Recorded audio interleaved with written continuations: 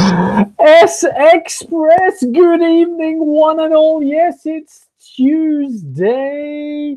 What's the date today? Tuesday, the 5th of March, and it's Shrove Tuesday, Pancake Day. Have you had your pancakes yet today? So I was due to be doing a live interview, but unfortunately my guest is none too well. There's lots of bugs going around here in the UK, and they're none too well. So hopefully we'll be doing that this time next week. Well, actually not this very time, but it'll be next Tuesday around 1 p.m. Greenwich Mean Time, UK time. So if you want to tune in then, we'll be talking some real good stuff, yeah? So a very warm welcome to you. If you are new here, my name is Donato, aka the Running Guru, and I'm currently in training for my next marathon. Next A race is Boston, and I'm looking to qualify sub 2:55. So if I come in with a time of 2:55, which would better my current PB by 11 minutes, 12 minutes, I will then, for my age, have a qualifying time for Berlin, where I'll be on the Berlin Express, not the S Express. Yeah, do you see the connection there? Woohoo! By the way, there is no script here. I have no page. I've got a laptop here where I'll be reading some live questions. So if you've got any live questions, then please do ask. You may have seen the title, where I'll be talking about long run recovery, where I had an epic 20-miler, and Warwick Half Marathon on Sunday, and how the recovery's gone for that. Also, there'll be the Fartgate update. Yes, yesterday's quick update on farting. Not good. Anyway, let's go over and have a look to see, as I say, if you've got any questions, then please do fire away. So I'm just going to quickly do a little type-in check-in. Here we are. So yes, it's Daily Donato, number 97. So 3 more, I'll be up to 100. Woo! Hello, yes. So let's just type this here.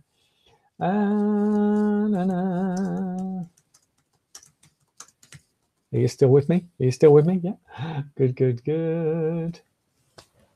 So there's a number of you watching live right now, so feel free to interact. So I'll quickly do the Fartgate update, and nothing to do with pancakes, but I don't know, does having pancakes make you fart? I don't know. So you might be wondering, why am I talking about Fartgate, farting? When we talk about long runs, it is all interconnected. That on Sunday's particular long run, this was the first time I had a gel, and I know I've had various questions and comments from Petra, Thomas, and various other people saying that obviously great times, but not trying something for the first time. So this wasn't the first time I've tried this particular gel, but it has been a long time since I've had a gel. So in fact, it would be a Chicago Marathon, October. So that's what, 5, so it'd be October, November, December, January, February. Yeah, 5 months ago. Yeah, so 5 months ago since I had a gel, and it didn't sit too well on my tummy. So I took one, and the plan was to take another after a certain, but I didn't feel like taking another. But yeah, basically that night I couldn't start trumping all night. Well, whenever I was awake, I just kept hearing farts going out. But I know, apologies for the detail. If you are squeamish, then please do look away now. But I should have given the warning a bit earlier. But hey, I think if you're regulars on this channel, you know what to expect. Give it to it straight as it happens. So let's see what's happening here. And yes, yeah. So what caused it? I don't know. There's a whole multitude of things. Someone was saying about carbohydrates, and certain types of carbohydrates can cause the farting. But looking through in terms of what I'd eaten throughout that day, and it is all related to the long run recovery, which I'll go on to. So there may have been something that I had as my post-recovery drink, food, yeah, pizza, and food in the evening as well, and all that sort of mixes up, and it may or may not have been a gel. I don't know, but we'll see. But in terms of long run recovery, today, Tuesday, was my first run after that long run, and the legs felt absolutely great, which is one of the indicators. Yeah, only one. So I'll be going through various indicators of, have you recovered well enough from the long run? And my legs felt great. And the primary indicator of long, easy run, is that you shouldn't bash yourself up into so many pieces that you can't do any training for that week. Yeah, so a long run is great. It's very beneficial. And we often talk about the 3-hour rule. Yes, that's right. 3 hours, to only be on your feet for 3 hours, whatever the distance is. You know, don't, let's have a look in terms of queries there. So no more than 3 hours. But also the other indicator is that how do your legs feel, both immediately after the long run, but also a day or 2 days after, because obviously if you're too tired, exhausted, then you're not going to be any form of state to do the training. So that will be an indicator to you that the long run, you might have taken it a bit too hard. So you either went too fast or too far, or sometimes maybe hadn't recovered in terms of fueling before or after. So for me, the key fact number 2, in terms of what I do, as well as drinking tea, because it's just you, me, and my cup of tea. And tonight, this is peppermint tea. Yes, I hope you're enjoying whatever you're doing here on Tuesday evening, Tuesday morning. Yeah, my point number 2, I treat a long run the same as a particular race. So I'm preparing for that long run in the same way as I prepare for a race, where I'm fueling up for the whole week in terms of hydration, drinking, in terms of food that's going in. And when I'm coming up to these chunky long runs, you know, the ones where I'm out, you know, if you're a beginner, you're going to be out for 3 hours, 2.5 hours, 3 hours, doing however many miles it is. It's all about time on feet, not distance. If you are getting to a particular level where you are training up to 20 miles, I've seen some people do 21, 22. I have seen some scary plans out there for beginners that is 26 miles, well, 26.2. I don't get it. Maybe you want to leave some comments below when you're watching this on replay, why some training plans want beginners to run 26.2 miles. I've yet to fathom that one out. So as I said, the key fact number 2 is about nutrition, eating, drinking correctly for that whole week before the actual long run. So for me, the way I felt this morning, it was, whilst it was freezing, absolutely cold, all the cars were frozen over. So there was obviously a nice frost last night. It felt really good. It felt, I mean, my legs felt great. I feel good now, and I'm ready for another session tomorrow. So that's the key indicators of how we actually feel. The farting, I think, was just a bit of a byproduct from what I'd eaten, but I am monitoring that. So I am looking at, obviously I've not had any gels today or tomorrow, but I'm trying some of the foods, because I did have some food in the afternoon of what I've not had before.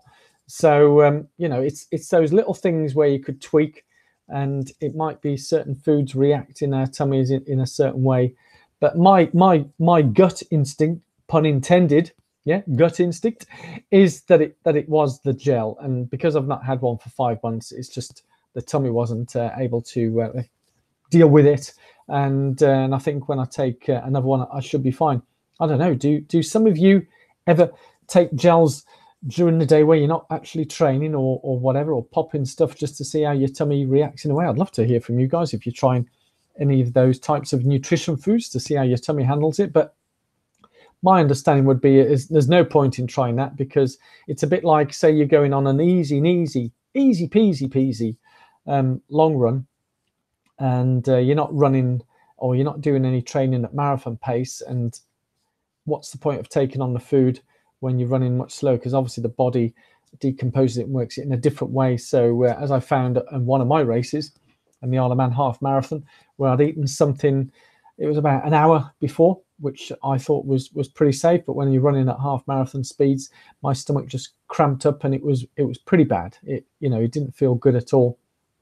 Managed to finish the race, but it just wasn't good at all. So whilst I could eat that food and just walk around and do whatever, and the tummy was fine, when you're running at certain speeds, obviously the oxygen goes away from the tummy and goes around the rest of the body. So when there's no blood circulating around the tummy end to digest it, it's going to have reactions. So that's my quick update in terms of long run recovery, and have you recovered well enough to continue the training? And I'd love to hear your thoughts in terms of what you do pre and post long runs, and also during some of the long runs. Do you have different types of long runs that you do?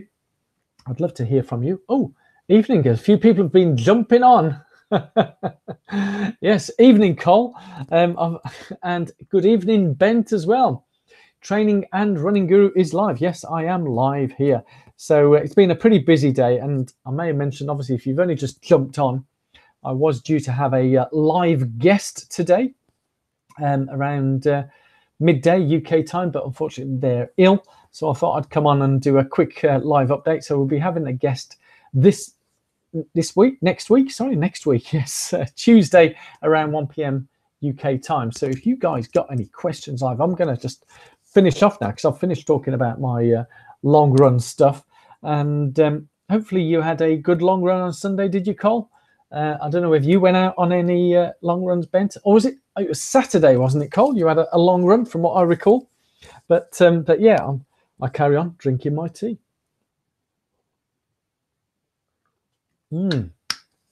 So yeah, I think I'll wrap up because Dan's just jumped in as well. It looks like after a certain amount of time, people begin to wake up just heading out for a run.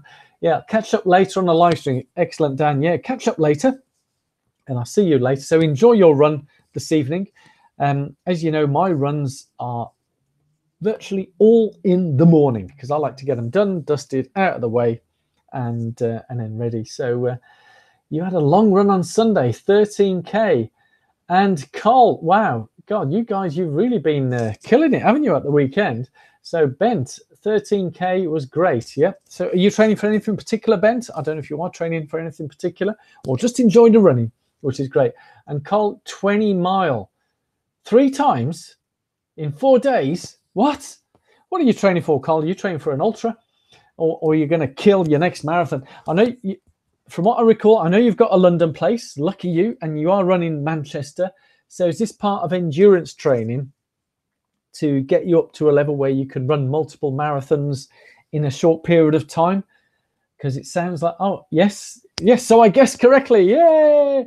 So you're building a lot of strength there. And yeah, I mean, you're becoming mega now. You're going for the 100 Club, from what I recall as well, Cole, the 100 Marathon Club. So it's really good to see you blossoming and blooming, doing some great stuff. Excellent, excellent. So I think I'd finish that. The tea, as I mentioned, the tea tonight. And I don't know what it's like when you're watching it on replay. Obviously, I'm chatting with these guys live, of which Carl says, no, he's being daft. And whilst I'm chatting to these guys that are live now, there's only a handful of people watching, you know, because I just go live and that's it. I don't do any public announcements and give you like 2 weeks warning and blah, blah, blah, blah, blah. I'm just pretty random. So life is random. Yeah, it doesn't have to be organized. And also you don't have to take life too seriously. So yeah, Carl, it's being daft. Seriously though, easy on those legs. I know you are considerably younger than me, so you probably can take it. But I don't know, you know, I mean, when you've been running for a certain amount of time, and as I mentioned on one of the previous vlogs, the lady who has the world record, because I did read in Born to Run that ladies are better endurance runners, long distance endurance runners, that's beyond the marathon distance, than men. But the lady who has the world record for the 24-hour running continuously and the 100-mile record, her training runs were no longer than 20 miles, yeah? However, as what you're doing, Colin, I think she would do... you're catching up. The thing is, Carl, you'll be continually catching up. So you may be, 13 years younger than me, but you'll always be 13 years younger than me, Carl. Yeah, unless I find some kind of TARDIS. Anybody watch Doctor Who? If I go back in time, woo, then yeah. Or no, I have to go forward in time, don't I? Yeah, for people to get older, and then I'll still be the same age. Hey, yeah. See, that degree did be helpful for me. I didn't do a degree in time travel. It was just engineering where we've done maths. So, Bent, the weather's getting colder. Where are you, Bent, in the world? Are you in UK, or are you in Scandinavia, or are you in US, Canada? Are you in Canada? Because I know Canada is freezing. And training for a marathon in May. So May in the UK, what a great rhyme, is the wet. I know the Edinburgh Marathon is then, and sometimes we get hot weather. And I certainly remember doing the Hackney Half Marathon, and it was about 25 degrees Celsius. And Denmark, yes, Denmark. Well, welcome, Bent, from Denmark. I've not been to Denmark yet, so it'd be great to know where in Denmark you are, because I'm looking maybe to go, obviously, Copenhagen. Like a lot of people who've never been to Denmark will go to the capital. Did I get that right? Copenhagen is the capital of Denmark. Hopefully I've got my Scandinavian countries right. Because I was in Stockholm in Sweden. If you scroll back to one of my very first training runs, I think I was in Stockholm, Sweden, in the snow, as you do, running in the snow in February. But yeah, so Cole, the training is obviously working really well. You're absolutely going to kill Manchester, and you will kill London as well. You're going to be epic, and I'm looking forward to you doing the others. I don't know, you're going to try some of the shorter ones, maybe a half marathon near our house. Okay, yeah, I got that. And Copenhagen is correct. So do I get a star prize now for guessing Copenhagen is the capital of Denmark? But yeah, I think I should go over there. I do like my food cuisine from lots of countries. So yeah, on my list. And I'm guessing the marathon that you're doing, will it be in Copenhagen? Will it be in Copenhagen, or will it be in another country? That would be good to know, wouldn't it, Bent? I don't know where your marathon is. And is it your first marathon as well, Bent?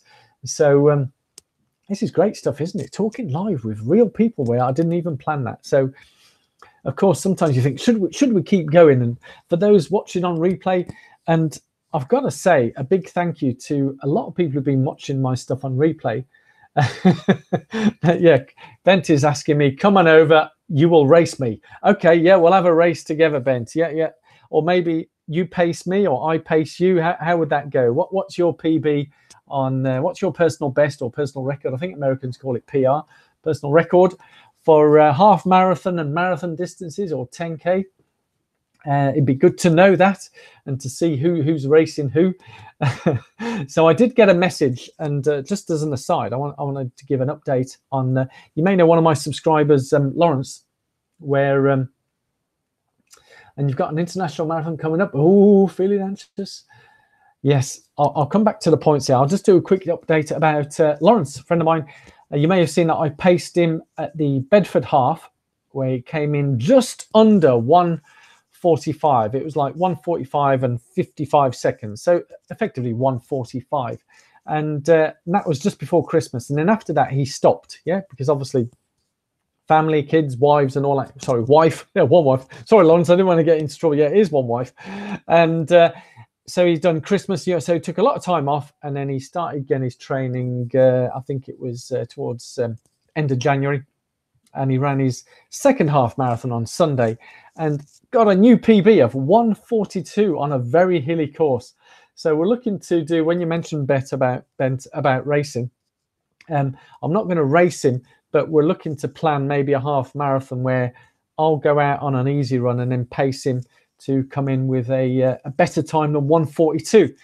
So we're trying to hunt and see that. So whilst I'll be ahead of him, I'm not racing him, because at the end of the day, it's like chalk and cheese, really. He hasn't been running as long as me, so it wouldn't be fair on him to, and he's younger than me, so it wouldn't be fair me racing on him, because I'm an old git, But so Cole, you've got an international marathon coming up.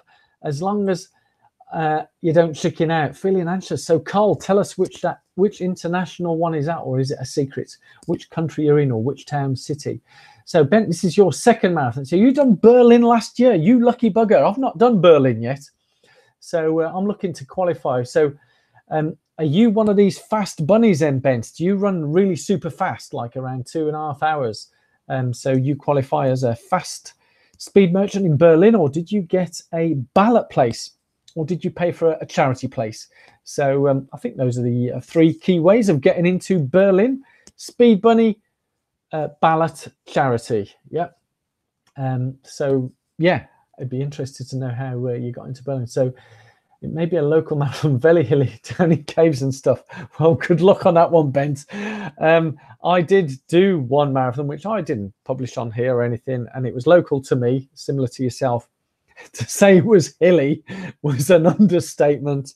It was like where I live in Middle Earth. If you look at the geography, we've got Lickey Hills, Waisley Hills, Malvern Hills, and these are all around near the city of Worcester, which is where I done the marathon, and it was incredibly hilly. But the thing with hills and marathon distances, yes, it makes it tougher, but if you've done the training and you'll get round and enjoy it. And sometimes, often the terrain that's quite undulating, you know, you may not get a PB, but it's more rewarding and you'll get to see more of the countryside and all that. And certainly the one that I done, it was a bit like the half marathon at Warwick, closed roads, beautiful, beautiful countryside whilst there was a storm going on.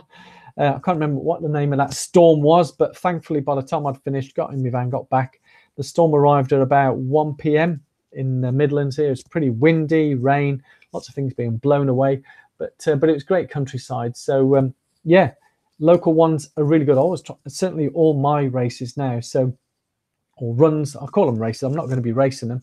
So Warwick was just half an hour away from me. I've got another 20 miler on Sunday. That'll be a nice, easy one. And that's near Stafford. So again, about 45 minutes for me to drive. And then the following Sunday, I've got the Gloucester 20, which is about another 45 minutes down the road from me. So I'll try and keep them local.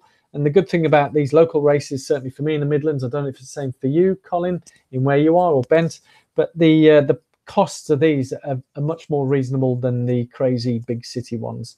But there's nothing wrong with doing crazy big city ones. If that's what you want to do and you've got the money, go for it. Yes. So I don't know about the caves and stuff though.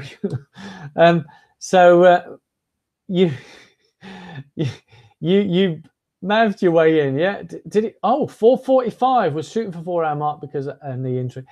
Yeah, no, that's, you know, knee injury, that is still an incredible time. So I'm sure, Bent, you're going to be going under 4 in no problem. So it'd be great one day to run round with you, get you under 4, or get you under, who knows, maybe under 3 hours 30. I know that, Colin, your time is incredibly fast. You're up towards around the 3 hour mark as well. I think last one you done, was it 3:08, 3:09, from what I recall, somewhere around there. Stafford half. No, I'm not doing the Stafford half. I've got a there is a Stafford half marathon. I'm not doing that one. I think it is coming up around that time, but there's a place called Knighton. There's the Knighton 20, which is a 3-lap, the same as the Gloucester 20. It's a 3-lap course to make up 20 miles. 3:04:35, Carl. Woohoo! So Manchester, you'll be going sub 3. Yep. I hope so, Col. You know, with the training you're putting in, you should be going sub 3, mate. So, yeah, you'll do that. Easy. So where was that 3:04:35 done? That'd be interesting to know which race that was. But yeah, going back to the Stafford. So it's in Staffordshire. And yes, Bent, you will be able to do that, irrespective of whatever your age is. You know, unless you're going to tell me you're 95-year-old, then I would say maybe not. You know, I'd like to keep things a bit positive, but if you're running those times at age 95, not only would you have the Guinness World Record, I think they'd want your body for science. So yes, but yeah, irrespective of age, I think it's definitely doable. And I don't know, do you have a sort of long-term 3:30 this year? 41. So we're all about a similar age to Colin. So yeah, Yorkshire, and you did 3:05:09 at Hull.